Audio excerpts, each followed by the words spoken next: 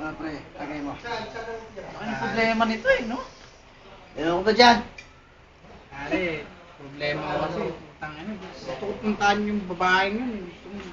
Punta mo na doon sa kanila. Eh, babae, pupuntahan may pumipigil ba sa'yo? Wala, sarili ko lang pumipigil sa akin eh. Pat-pat lang yung tatay nun. Ay. Nakakalambakan niya. Natatakot ka sa tatay nun? Ang payat-payat nun, pare! Ano to? Ang payat lang nun! Gulong lang. Kaya mo batukan yung tatay nun eh. Excuse. Ah. Fake pen, sir. Hindi ka pa, Jason. Natatakot sa tatay, ang payat-payat ng Ang pwede tatay nun. Parang, Ang late-late lang nun eh. Oo nga. Kung ako sa'yo, sudurin mo lang sa kanila.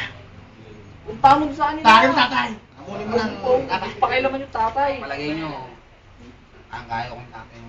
Kaya mo yan. Kaya mo yun. Siga yun, pre, kamukha ni Romy Diaz yun eh. Kaya mo yun, pat-pat lang. Batukan mo. Oh, sige. Amunin mo muna. Batukan mo. Hindi mo magawa. Magwala ka sa kanila. Ah!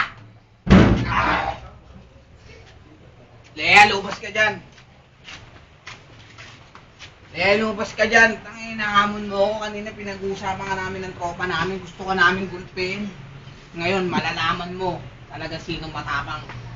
Di mo natakot sa tatay mo kahit ilabas mo pa yung tatay mo. Hmm?